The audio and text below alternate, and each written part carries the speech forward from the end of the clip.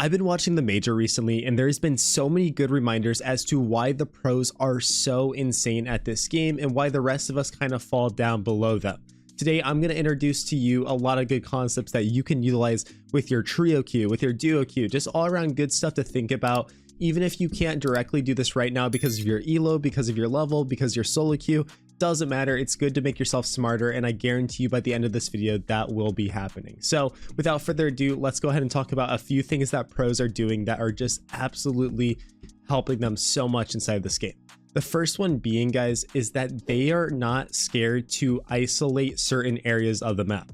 Now, while this may seem obvious, we are absolutely doing this wrong. Even in Face at level 10, 2500 plus elo, this is constantly just people failing at. So let's take Ancient for example. One of the best strategies that we can do on this map is smoking elbow here and smoking doors. Why is this so good? Because it allows us to eventually, with flashes, with mollies, with util, to take this entire lane. Why is this awesome for Ancient? Because if we dominate this lane control, we can pinpoint this one section of the map that we are battling for, which we are fighting for. A lot of times while this is happening, you might not even have an A player, or if there is an A player, he is playing super passively to give them the bomb site and eventually just have to retake.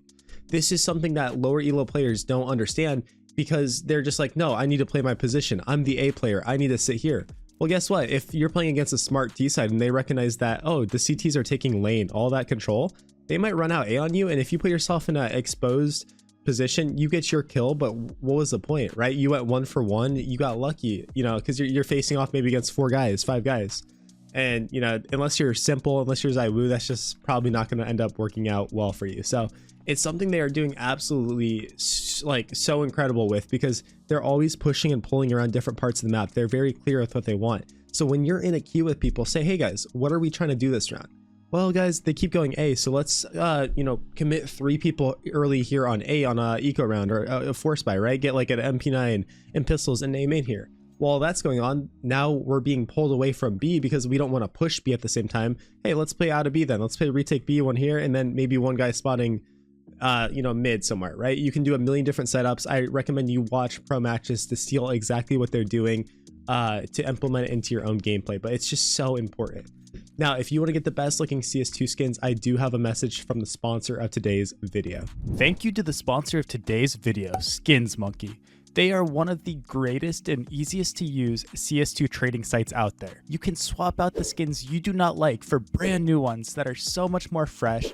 Even skins that are trade locked can be secured by adding them to your backpack. The greatest thing about the site is that you can buy skins for so much cheaper with a 35% deposit bonus when you use my code CoJo. Make sure to check out the freebie section where you can get a free skin just by completing tasks. On top of the bonuses, you also get a $5 bonus when clicking the link in the description. All right, guys, so the next thing that pros are doing very, very well, this happens to be mostly on T side, but I've seen CT side as well, is they are so good at freezing. Now, what does this mean? What does it mean to freeze? This means we are literally doing nothing and we're letting our opponents play. This is so important when we find ourselves in like a 5v3 or a 5v2. Because, we could just go and win the round, but what tends to happen in pugs and even in pro play when they do this wrong is, say we have a 5v3. The player that just got the 2 kills, he's feeling good, he's feeling loose, he runs in, boom, he dies. While on the other side of the map at the same time, because the guy saw that it was a 5v3, he's like, oh, okay, I can start taking a little more risk too, because it doesn't matter, we already won the round. And he goes up here, he dies. And just like that, we snapped our fingers and it's a 3v3. So what professional IGLs are doing, and I know this from my own experience, but also from scrimming these teams countless times, scrimming Liquid, Furia, all these guys, is 5v3, freeze.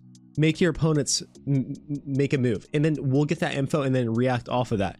Say this B guy, if he's in a 5v3, he's actually instead gonna come all the way back down here maybe, and then just spot B ramp from back here. So 1, hopefully he's safe enough to get out of here. 2, he's probably gonna get an easy kill now because he's simplifying it, playing like a little rat. But what might happen is he might see 2 guys swing him and he stays alive or he dies, doesn't matter. And he's like, guys, there's 2 guys pushing down B. Well, doing simple math, what does that mean? 2 guys pushing down B? Cool, let's go ahead and take our A space and then win the round through here. So it's something that a lot of players are absolutely missing out on, and they're not realizing the value of just freezing.